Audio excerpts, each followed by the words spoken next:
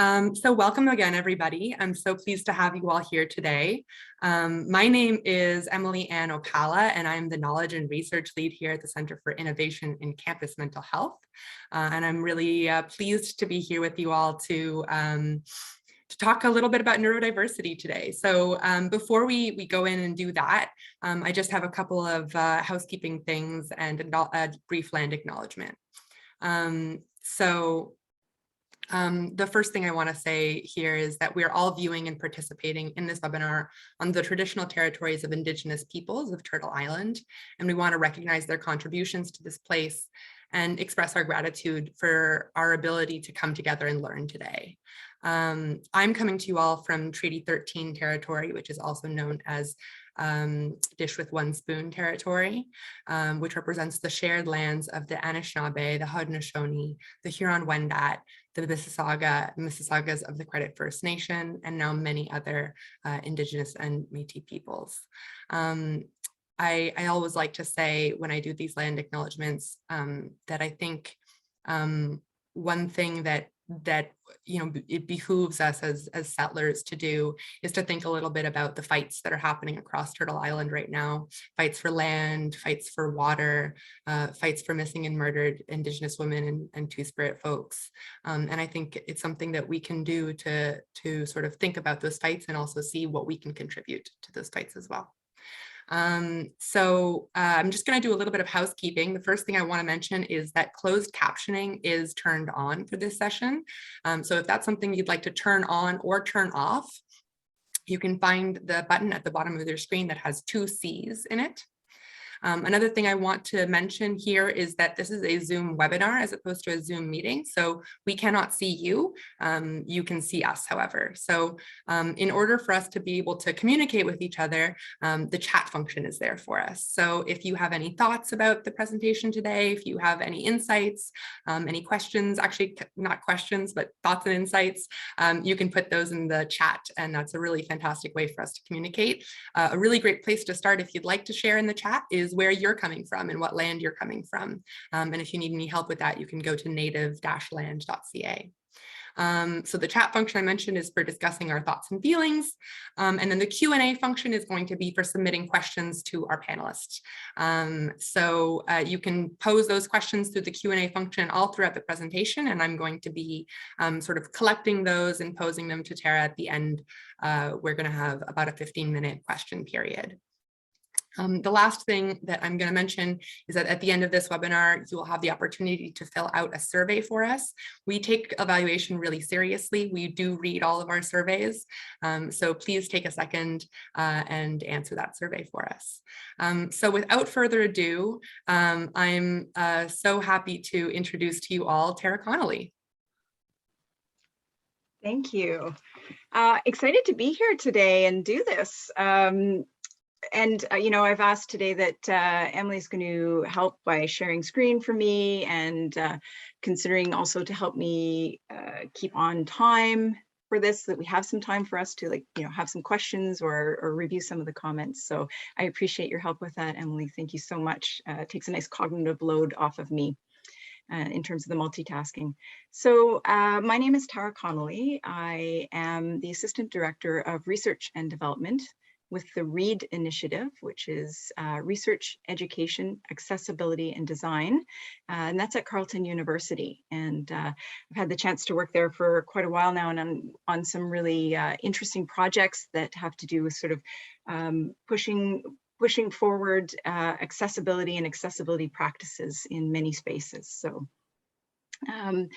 for me, one thing that's really important at READ is that we also participate in making some land acknowledgements. It's actually a very big piece of Carleton's work as well. So I'll also acknowledge, because I'm in Ottawa right now, so I'm in the unceded territory of the Algonquin Anishinaabe peoples. And for me, I note that, words of acknowledgement are only a start. They're not enough, but they are a start, and they are a piece that are critically important. So, but it's really through our actions, my actions, that I can actually support a society that's inclusive for all. So that's a piece for us, as we feel that we, have appreciation for the learnings that we can do in this space. So my background is I have a background in teaching, I have a background in counseling, and I have a background in working in inclusive practices. I tend to specialize in some areas such as transitions into post-secondary, and I've had a private practice for about 20 years. I'm a counselor who's worked with neurodivergent thinkers for many, many years. So that's sort of a little bit of my background that I'm bringing to this today. So Emily, I'll get you to start with the first slide. And then perhaps I'll just kind of cue you each time if possible. Awesome.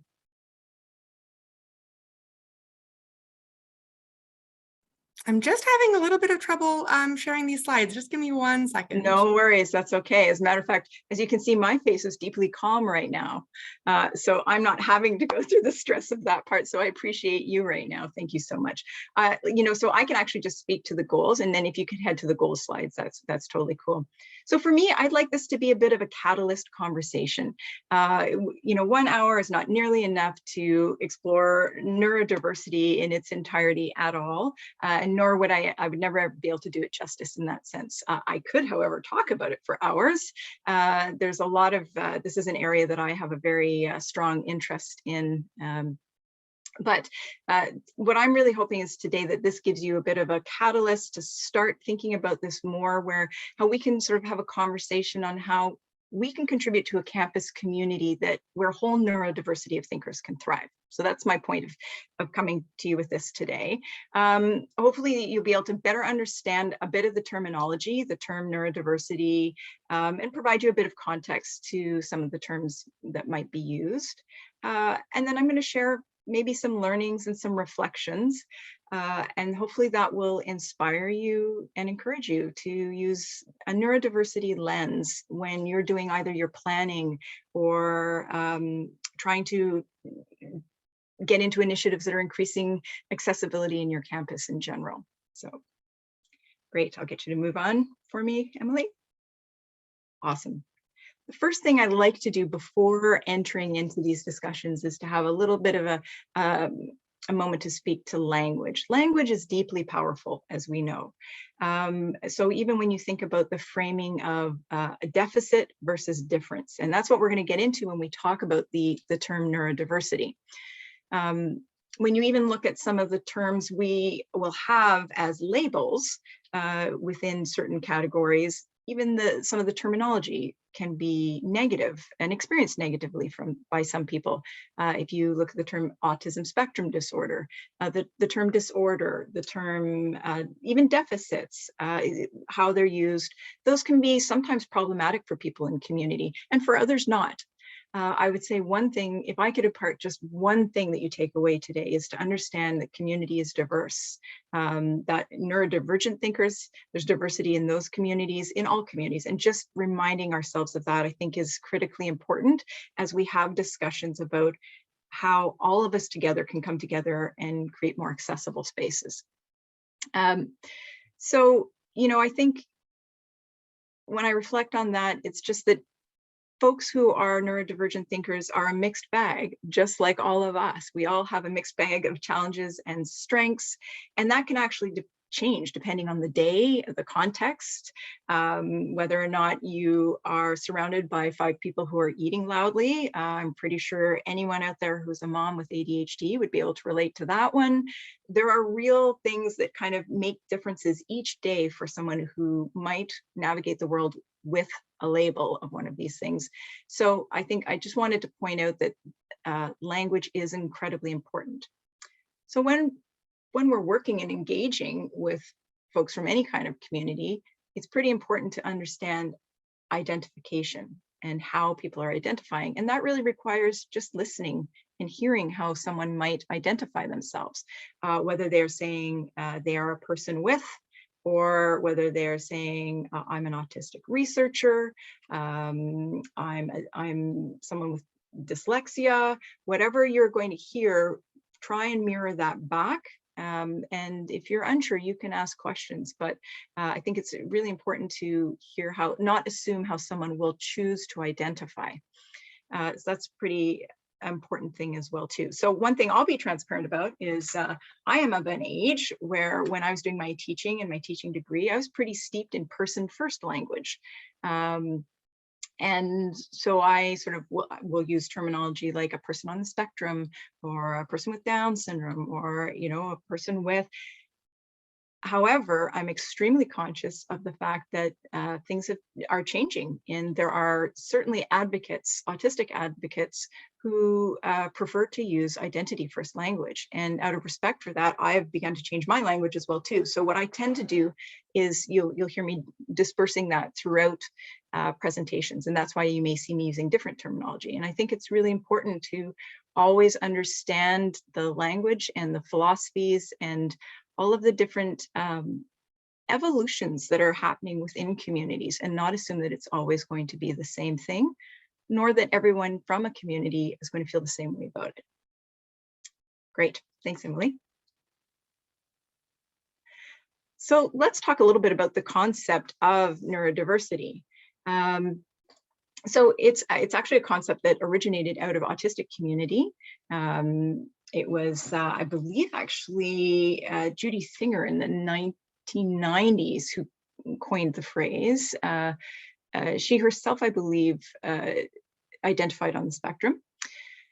And what's, I think, really important to pay attention to is that neurodiversity is the idea that, or it's a concept that means not one type of neurocognitive functioning is seen as superior to another. So if you think about it, you might be familiar with the term biodiversity. So that this basically speaks to that there's a full ecosystem of wirings, if you will, or ways that we are thinking and processing our neurocognitive styles. And so neurodiversity says there's a full diversity of that. That's to be expected. And frankly, when you think about an ecosystem in the same way, we're all kind of reliant. They all contribute in various ways, and not one part of an ecosystem should really be trumping another and superior. They actually all kind of form that ecosystem together. So that's what we mean when we say a neurodiversity. Neurodiversity, the term, there's a whole, I won't go fully into it. There is a sort of a journey it's taken, because now it includes, it's not just autism, it includes actually quite a wide variety of different labels. So the category might include ADHD, it might include Tourette's, dyslexia, dyspraxia, dysgraphia. I might be missing a few of them, so I'll you know, there's quite a list of them. But what I'm going to be doing today is not actually doing a deep dive into any of those the elements of those particular things. I'm going to sort of speak to it from an idea of neurodiversity, and that within neurodiversity, there are some folks who fall within those categories and are considered neurodivergent. So I'll explain that in a minute too. So the current usage is there's quite a few categories that fall under the idea of neurodivergence. So if you think of an ecosystem or that neurodiversity, within that system, there are going to be, well, I'll go through the ideas of neurodiverse, neurodivergent, and neurotypical. So if you think about the standard that's at play, or the what is considered dominant in our culture as the dominant way of thinking, and what matches that, that's what we would refer to as neurotypical. Neurodivergents are folks who are processing. Neurodivergent thinkers have neurocognitive styles that don't necessarily easily fit into the dominant societal standard or expectation of what is seen as usual, if that makes sense. So that's where folks would be seen as neurodivergent. And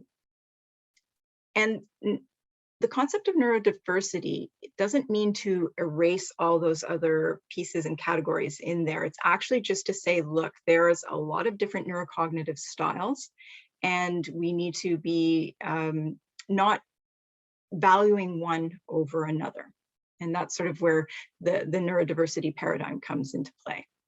So for instance, people who are neurodivergent will often have potentially a label that they identify with. Again, ADHD, it could be dyscalculia, it could be OCD. Those are all ones that fall within being neurodivergent from the expressed norm, if that makes sense. So I think that's where we see a little bit of the societal piece too, right? Because if society looked different, then it could be the fact that neurotypicals might actually have a tougher time, right? It's just that if you're neurotypical, then your way of processing matches with what is dominantly seen as the usual way of processing in society. So hopefully that gives a little bit of an idea of what we mean by those particular terms. I think too, one other consideration is that neurodivergency, some people take it on as more of an identity, and others see it as a processing style. So again, it's that listening to the person who's you're interacting with to understand how they see this for themselves, right? So there are some folks that are really feeling very, very connected with their identity as being neurodivergent. And for others, it's about, yeah, it's a thing for me as I navigate the world and that I have to consider while I navigate. So hopefully, and you can ask other questions about that later, and hopefully that gives you just a little bit of an idea of the differences in those terms. I think it's incumbent upon neurotypical folks to do work. Oh, I can see somebody's doing some work outside my window right now. It's important for neurotypical folks to do work around how they can start to acknowledge where life is set up rather nicely for folks who are neurotypical. One doesn't have to think about those things. However, there's work to be done rather than asking folks who are neurodivergent to be able to come in and manage in this setting or this kind of framework. I think it's really important that we start having discussions on how to crack open spaces where everybody of all sorts of different neurocognitive functionings can thrive. And that's a piece that I think at post-secondary, we have a great opportunity to speak about. I'll talk about that a bit later. Thanks, Emily. So some examples of strengths, I like to start off with that, is that, neurodivergent thinkers, there's a lot of different strengths that neurodivergency brings, some of those being creativity, out-of-the-box thinking, ideation, specialization, resilience, innovation. So I'll give you a couple examples of these. And when we think about this on a post-secondary environment, I mean, why wouldn't we want this at post-secondary, right? Creativity in terms of sort of the artistic expressions and actually bringing sort of really creative nuances to artistic expression. That's one way that we can see the strengths in folks who are neurodivergent. Because when you think about it, it's actually, neurodivergency is a different way of thinking, a different way of different perspectives. And so it literally is a new perspective on things, which is incredibly important, particularly in a post-secondary environment as well as any other environment. Out of the box thinking, thinking about that in terms of, I should probably stop myself and say, when I'm speaking about our campus community today, yes, I'm speaking about students, but I'm also speaking about staff and faculty as well. So when I'm considering examples of these strengths, I'm thinking about students showing these strengths, but also staff members and faculty. So when you think about ideation, right, in a group, when students are meant to ideate together, you can certainly see, there's often folks with ADHD who are like, they're sparking and they've got a whole bunch of different ideas that they're bringing into that. Sometimes we'll see folks on the spectrum who have brought a completely different view on like a different facet of the diamond, if you will, that really brings a different look to that. Specialization, anyone who's who's got a really specific interest that they've been pursuing for years and years, that is their sort of comfort zone and they know everything about it, those folks become amazing profs in certain areas, very specific areas.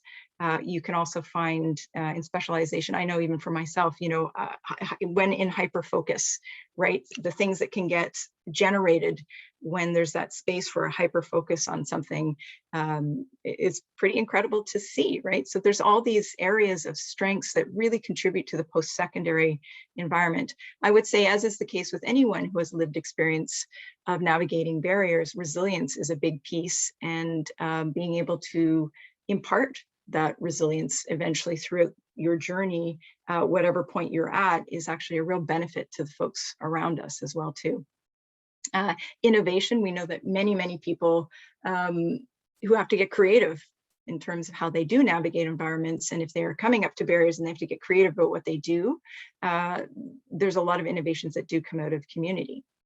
And I think it's really important that we notice that too. So for instance, in the last few years, a lot of people are using captioning on anyone who's participating in Zoom meetings or any other kind of sort of meetings on a platform. Many people are using captioning, and that's really something that's come out of disability community. That's been advocated for years. And so now that it's becoming a little bit more because of out of necessity and push, it's become more necessary.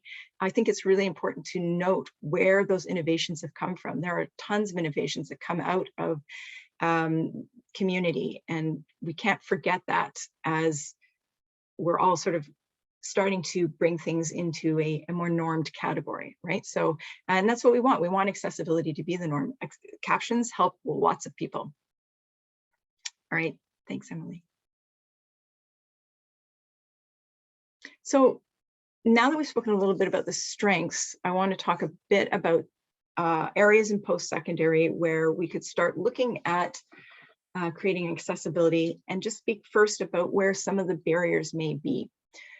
So for neurodivergent thinkers, navigating the post-secondary environment does take some extra and what I would say often unacknowledged and unseen work. So if we look at some areas, although many of the categories that fall under neurodivergence, as I said, I'm not going into a deep dive about each one of those, and I do encourage you to look into those that you are interested in finding out more about. There are fantastic resources out there. There's really great first person. I highly encourage you to also look at first person accounts on this, and there's great autistic researchers. There's many people who will do their first person accounts of what it's like to navigate certain, like whether it's the healthcare system or the post-secondary system or employment, when also dealing with an invisible, often invisible disability related barriers showing up. So that's, I think that's really important piece for you in your reaching out and trying to figure out building your own knowledge capacity. But some areas that happen to be sort of common threads within those categories of folks who are neurodivergent are some that I've put here. So for instance, sensory. So whether that's challenges with sensory input or a need for more sensory input, that might, it can look very different for different folks. But that can actually take a lot of work to manage while in a setting. So if I take an example of, sometimes we'll ask students to be reaching out to student services, and yet being in those student services can be actually quite intense on the sensory if the environment is really hectic or is not set up in a particular way. So, you know, we are asking people to access services and come to services, but sometimes the way the physical environment is, it's not actually something that's easy for them to do. So it takes extra work on their part.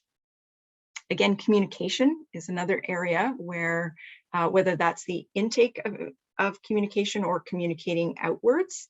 And as we know, communication is everything. Like everything is social. All of our interactions are about sort of that communicating and social and interacting with the environment. And so if as a person, I might have a challenge in actually, this is to the next part, picking up those unwritten rules, if things aren't fully communicated and I don't have access to unwritten information, then that's going to cause me a lot of extra work that I have to do to navigate that environment. I can give you an example of that later if you'd like. Executive functioning is also a piece that's at play. So whether that's around initiating, organizing, planning, all of those pieces, scheduling, all those pieces that can be part of executive functioning that can be a challenge at times, that's extra work that has to happen. And whether you're talking about navigating the academic environment, or you're talking about getting to things on in a timely manner, meeting deadlines, all of those pieces that everybody has to work with and struggle with, but particularly folks who are having executive functioning challenges, there's an additional piece of work that needs to happen to keep on top of that. And that can be exhausting. And then we have navigating certain academic approaches. So for instance, for folks who are managing with dyslexia, if the only way a teaching approach is going to be is to say you have to read aloud or you have to come up and read, this is generally more an example from earlier childhood education, that's not actually going to work very well for someone. So when there's not flexibility in different academic approaches, that can also be a barrier for folks and something that they have to navigate and figure out. And that takes a lot of work as well. So we hear from many students in particular, but also colleagues and faculty, that working through all of these things and managing these pieces is an extra layer of work that they feel often their peers, their colleagues either don't see or know is happening. And yet there are sometimes stigmas and assumptions made that are applied to them based on what people think they're seeing. Right. So whether it's issues with time management and understanding and reading of time, how does that translate out there into the world, and how is it perceived, right? So someone might be trying to be on time for things, sometimes successful, sometimes not, but there ends up being a value statement put on that, meaning you don't value my time, or you don't respect this process enough, where it has nothing to do with that. It has nothing to do with valuing an intention. It has to do with managing with an executive function. And so needing to put things in place to mitigate for that. Again, taking time and effort, all worthwhile, but having to be acknowledged. So areas in post-secondary that we often have unseen and unacknowledged barriers, particularly by folks who are neurotypical, who the system it just kind of works for, is that, for instance, our spaces, the physical environment is sometimes not set up terribly well for folks who might, for instance, have sensory challenges, as I pointed out. Do we have the right communications up? Signage, even those types of things in the physical environment. We know that study spaces, for instance, for folks with ADHD, we find this with employees too. Cubicle work is very tough for folks with ADHD because of the attention pieces. So there's all sorts of ways that the physical environment can contribute to that. Scents and smells, those types of things too, lighting, all of it. Our services, so sometimes we design our services in a way that just really don't work super well for neurodivergent thinkers. And I think that's an area where we really need to start examining what we're asking of people in order to access our services. Events, so we might be saying you should be going to these network events. Maybe we're supporting a student to build their career readiness, and you should be networking. And yet events are not set up very well to support folks who might not be able to access the unwritten social rules or even the planning around getting there. Do we have prompts? Do we have ways to bridge people in? All of those little items that make a difference. Our policies and practices also sometimes don't fit very well. They have potentially expectations that relate more to a neurotypical type of processing than they do a neurodivergent type of processing. And again, our communications, whether that would be onboarding for an employee and all the sort of making sure that we're communicating that accessibility is a priority or not, how we can get things done in an environment, same thing for students. How do we interact with profs? What's the expectation? How can one do that? Creating all those things and making them actually, sometimes we forget when something feels just natural to someone, you might not communicate it. Versus, I'll give you an example. I'll ask all of you right now to think about a birthday party that you went to as a child. So give me a second to put that in your mind. Now, at that birthday party, how did you know, or who told you not to blow the candle out on the birthday kid's cake? I'll ask you to think about that. Some of you may have had someone tell you that. Some of you probably did not. You were able to pick that up from the social environment. But when someone can't pick that up from the social environment, and let's say I can't, and I go over and I blow out that candle, and now people are seeing me as rude or selfish or wild or not listening, I'm feeling terrible because I can see that there's been a social rule that's been broken that I'm not aware of. And the situation really falls on me feeling really quite terrible. So that's an idea of when a neurotypical situation where I don't have access to the information that I need has gone wrong, and I'm the one who's responsible for it, or I'm made to feel responsible about it. However, if we were to just normalize letting people know that here's the birthday cake, here's the birthday kid, this is the kid who gets to blow out the candle, this is how we do things, which is there's no reason why we couldn't do that generally in society, then there are folks who who normally would not, in how it goes now, have that information, would have the information they need. And not just folks who can't pick up social cues. That's also helpful, for instance, for a child who has anxiety and would really like to know what's going to happen next in the setting. It's helpful to someone who might, for instance, have a visual impairment where they are wanting to kind of match up what they're hearing and what's happening next. There's all sorts of reasons why that could be actually a really good practice, but it doesn't usually happen. And that's because right now, it works for folks who are neurotypical. So that's when I'm talking about how as neurotypical individuals can really start to work towards getting out of their own comfort zone too, and just doing things differently so that it creates a space that is far more neuro-inclusive. Okay, thanks, Emily. I've asked Emily also to be mindful of giving me a time so that we have time to ask questions later too. So because I haven't gone into a deep dive on all the different elements and implications for the categories of folks, I want to sort of leave you with a few things that I think are important, which is that the campus is already neurodiverse, right? We already have a neurodiversity of thinkers on campuses. And that is a really good thing. And we want to actually create that space so that they can thrive, not just manage, not be able to just access the campus, but actually thrive and so that we have more and more neurodiversity on our campuses. And I think that's an important element to think about. We should recognize, however, that currently our systems, our environments, and our services are really more set up for a neurotypical type of neurocognitive processing. And so being mindful of that, it's not, I've always said in terms of transitions, I think it's really important that we don't set someone up to have a perfect transition into a space that doesn't get them, right? Or that a space that isn't set up for them to thrive. It's only part of the journey. And so I think this is where our work is really, this is an important piece of our work at Postsecondary at this point. And then I also want to talk about the idea that there's intersecting identities and a diversity, a full diversity of lived experience.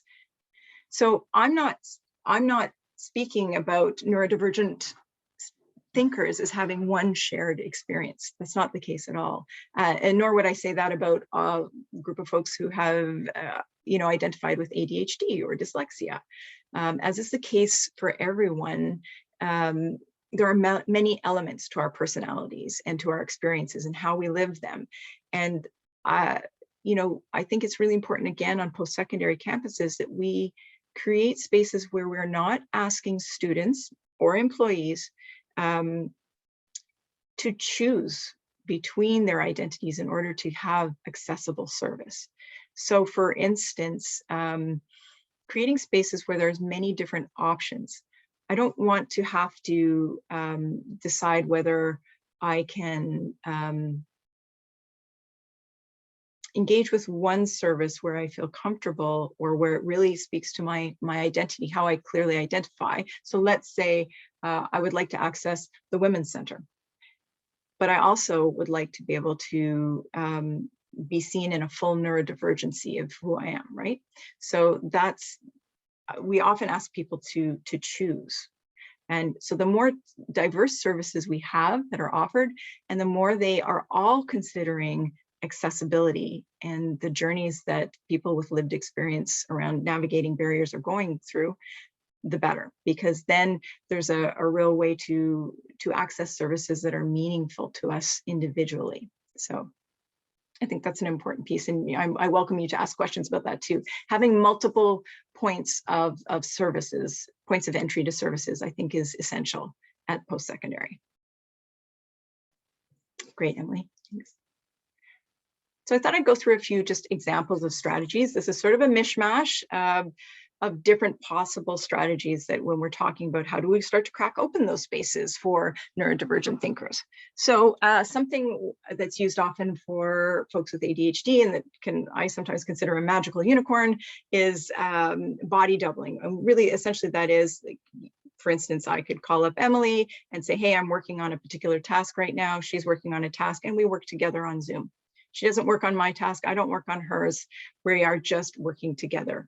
Same example is, I invite someone or say, I'm going to clean out my closet. How about you hang out, you can read or do whatever you're doing. So the mere fact of having someone else there tends to be very, very helpful, particularly for folks with ADHD, sometimes for other folks with executive functioning as well. So there's no reason why, in fact, at Carleton, the Accessibility Center actually hosts and facilitates a timing where students can just pop in and work with others. It's like study time. And sometimes it's helpful if we facilitate those things, because it can be challenging for students to initiate that on their own. But once they start to see it, the magic that it can be at times, they may then be able to start replicating that in their life. You can also refer them to resources. There are resources out there that are outside of campus. There's other places that you can, there's even apps where you can actually say, hey, is there someone else who wants to work on a task? So that's just one example of a strategy to support accessibility related to executive functioning. Assuring lighting whenever possible is changeable. Can be flexible, can be dimmed, can be changed. That supports sensory. Providing clear expectations in our courses about how to navigate interactions and emails and other communications with props, what it actually means, what are the expectations, what it looks like. Same thing with new employees, having clear and really up-to-date policies that are well articulated so that people just know what the expectations are. And if they have questions, someone that can actually go to and speak to about that is also often very important. When we talk about communications too, say in an employee environment, and I would say even in student environment too, making it very normed to be suggesting that we all will be using accommodations, or at the very least needing having changes in how we are functioning in the world at different times. So whether that's because I've got lived experience of a disability, whether that's I'm aging and there are certain things that are going on physically with me, whether there is a change in mental health status for me, any number of things that can happen to us along the way for our journey. This is very usual for everybody. And so starting to infuse that into our conversations around saying what we need to thrive, rather than asking someone to put their hand up and say, okay, I need this in order to have success here. I feel very othered when I have to do that alone. When it's just common practice in my space, I will not feel as othered to do that. I'm able to sort of feel like, yeah, everybody says what they need to thrive in the space that's asked for all the time. Then when we make that much more usual practice, we're able to have people really engage with some of the mechanisms and systems we have to support. Making sure that formally delivered social events are, and the experiential learning opportunities, volunteer activities, all those things that we're suggesting students get involved in, make sure that they're accessible. And let's take a real neurodiversity lens to that. So if we're saying you should go out and build experience, but every one of the volunteer activities are large group, lots of social, unwritten social rules that are happening, and they're not shown, then I think it's going to be a lot more of a challenge for folks to engage with those things. Also, infusing accessibility, well, I just mentioned that, infusing that into daily discussions. And I think taking an approach of an accessibility growth mindset. So for instance, we can start using accessible templates for our coursework that we're showing, or things that we want to demonstrate to students. But then what is the content super accessible? Are we using plain language? Are we considering all sorts of different identities through this? Are we using an equity, diversity, and inclusive approach to language in these things? And then when people have gotten the information from us, what are the follow-ups and mechanisms we have in place? I'm someone who's worked in accessibility offices before, so I'm very clear that sometimes it's a big challenge to do all of these things. It can feel like a lot when, for instance, someone has 300 people on their caseload and they know they want to give more to a student, and they know the student would benefit from having more supports or different supports. So I'm very aware that these are challenges, but what I think I'm saying is that there's a lot of small places. So building critical mass of small, important little pieces that we infuse around accessibility is going to start to build some change as well.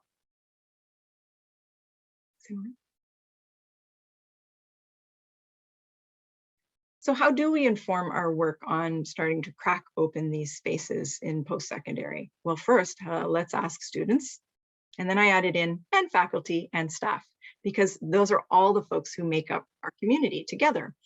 So I really feel strongly that that voice needs to be there.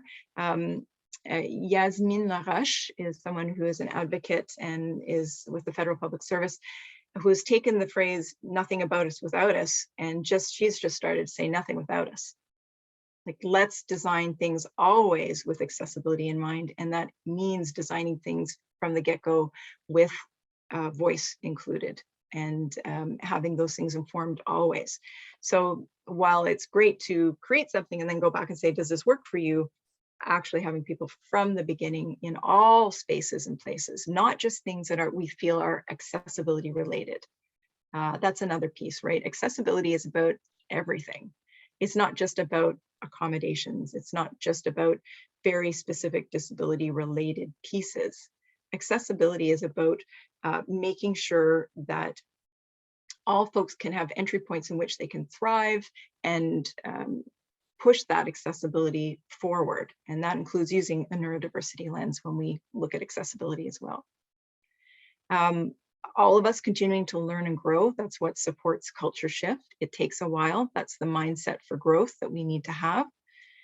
Infusing it into our daily work and into our formal structures. So making sure that we do actually create some ways to facilitate accessible practices is going to be important. And while we can also have it at a formalized level, making sure we're talking about it. Put accessibility in our continuous daily discussions. That's actually something that one can just pop in quite easily over time in little bits, and that starts to sort of generate more energy towards it. Developing opportunities for allyship and facilitating opportunities for connection. So making sure there is a facilitated group where folks who have lived experience of navigating the campus with a disability can head to if they so choose. Allyship could be even, so something that we do at Carleton is one piece. We have quite a bit, actually. We've got a fully coordinated accessibility strategy at Carleton. But one piece is to do the workshops for a healthy workplace. And we decided to do accessibility workshops and series where people come and either speak about research or lived experience or whatever that is, because we want everyone to understand that accessibility actually enriches the environment, makes it a healthier environment for everybody.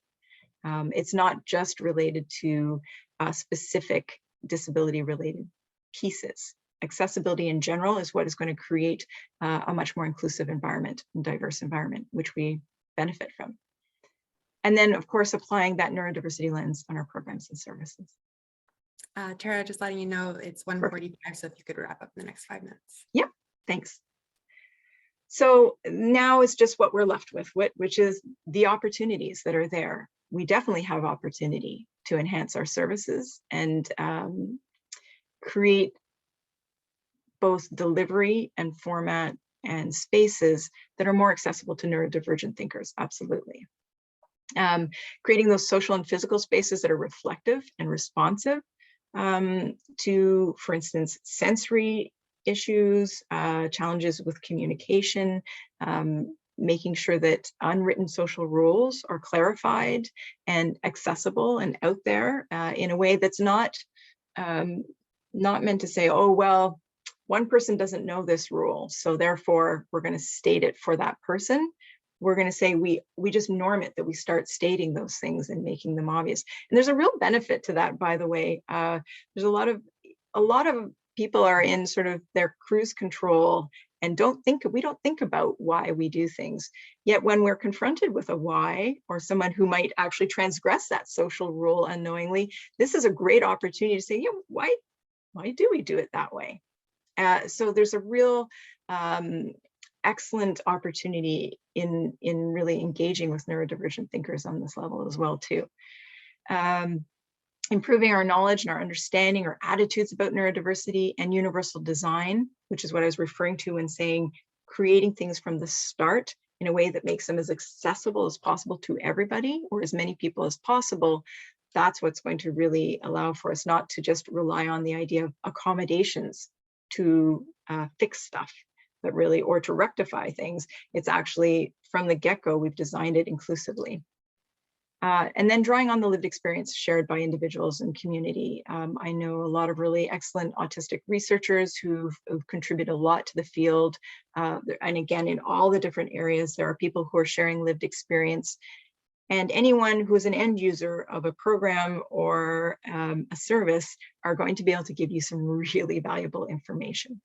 And then learning from each other as post-secondaries. That's the way to do it, is continue sharing is our experience, how are things working, what's worked well, what hasn't, and really starting to learn from each other on how we can really create these environments where neurodiversity thrives. I was really cheeky and I quoted myself.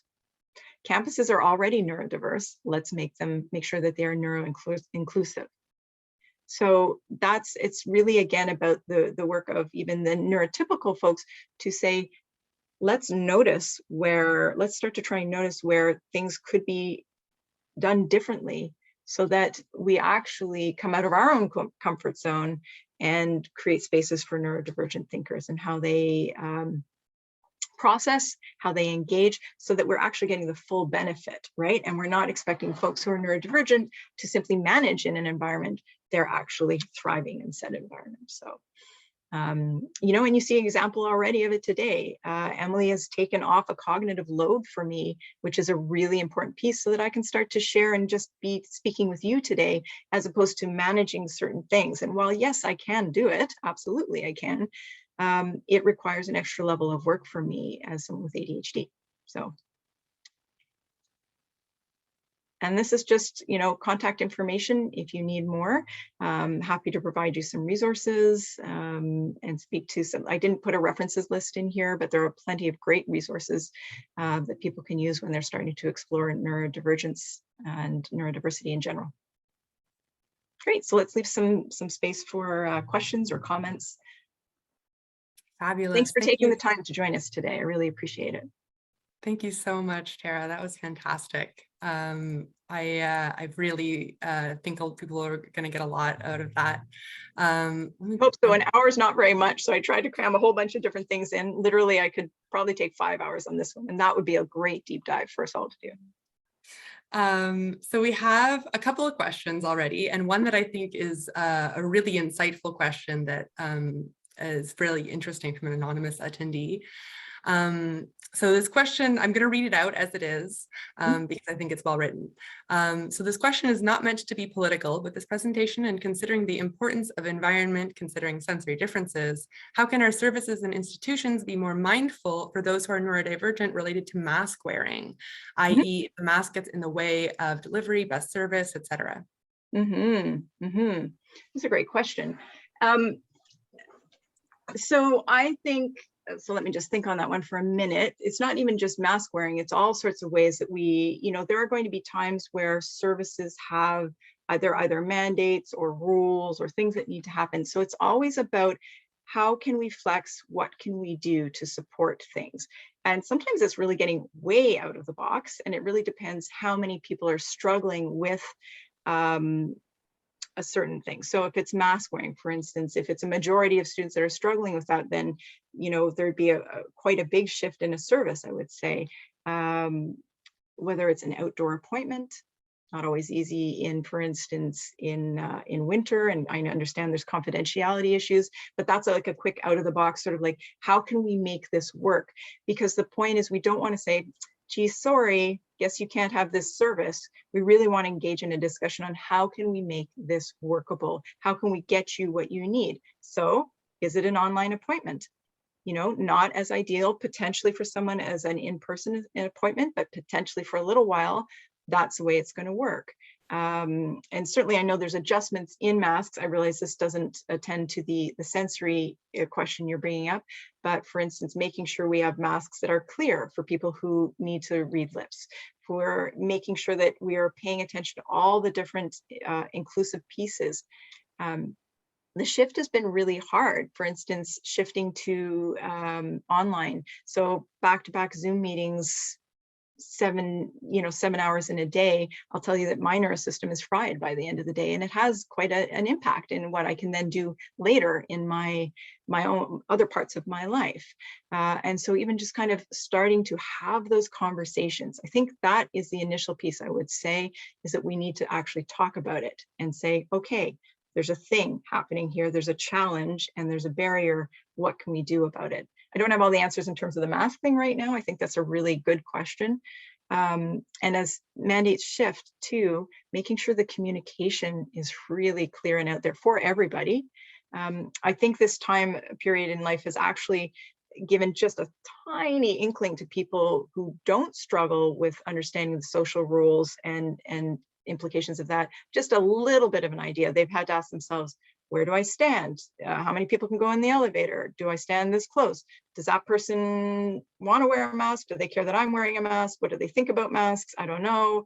All of those internal discussions where people are feeling unsure. And we've heard many folks who are neurotypical say, this has been exhausting and it's created anxiety for me. And it's, well, that's right. And it's also something that is a daily experience for folks who don't have access to those sort of social nuances at times. So I think there's actually been a moment of, this is a good time to start having those discussions around how we can start cracking open those spaces. So I realize I didn't give you an answer on the mask thing, but maybe it's starting to look at, is there an alternative way we can provide service on a particular day in another space where there's distancing, if someone's really struggling with the mask.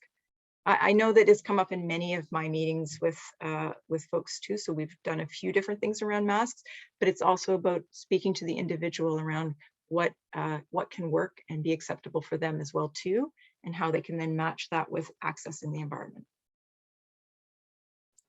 Fabulous. I think you answered that really well. Well, that was a lot of words for actually not giving this the straight up, here's what you can do. I wish I could give you an immediate solution, but yeah, there's sometimes things to consider. Yeah. So we have a few more questions that have come in here. One that I can answer right now for folks, this presentation is being recorded right now, so it will be available on our site afterwards. And Tara has graciously agreed to allow us to put her slides up on the site as well. So that question has been answered. I think this probably will be our last question.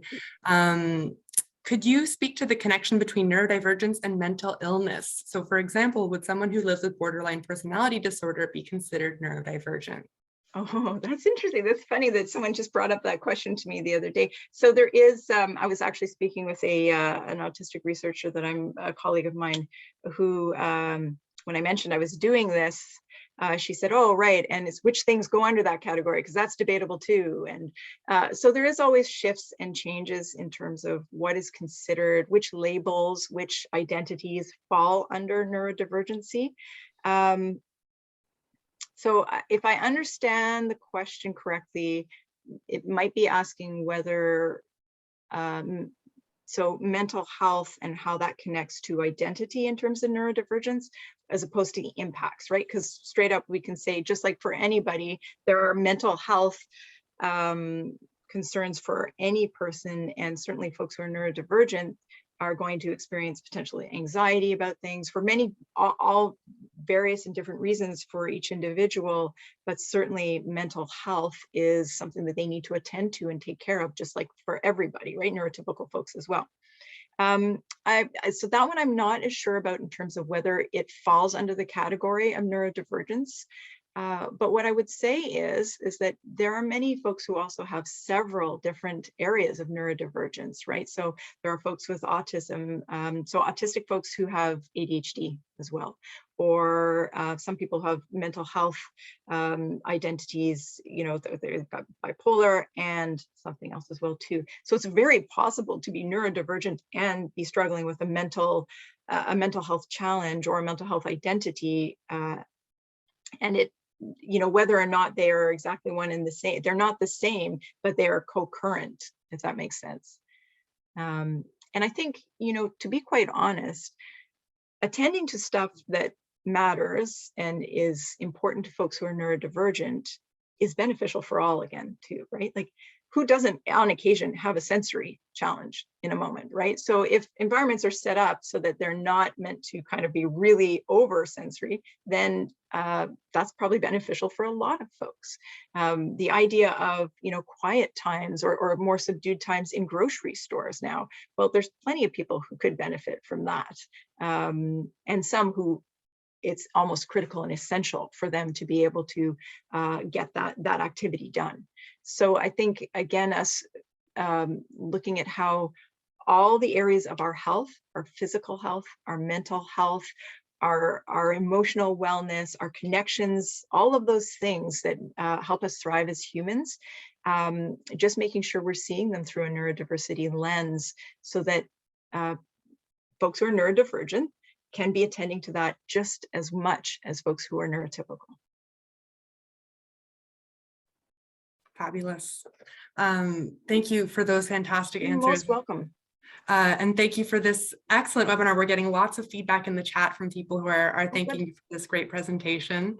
Folks who are excited to bring this to the rest of their teams. So I'll take this opportunity to say thank you so much, Tara, for taking the time to give us this fantastic presentation. Thank you to all of our attendees, all of our participants. Thank you for your thoughtful questions and your fantastic insights in the chat. We really look forward to seeing you at our next webinar, which is going to be on the topic of engagement and co-design. So if you've ever wondered, how do I get my students to engage more in the you know, services and programs that we offer, this webinar should be an answer to that for you. So I highly recommend that you all come and join us for that. I love that I see there's also, I'm just noticing in the chats coming up, folks from colleges. That's one thing I'll leave with too. Colleges and universities have tons to learn from each other, particularly around really creating spaces where neurodivergent thinkers can thrive. They both have a lot to share. And so I'm hoping that we will continue to kind of promote that and make sure those settings are really learning from each other. Thanks so much for today. I really appreciated being invited. All right. Okay, everyone. Well, we'll see you at our next webinar, and take care. Have a great rest of your day.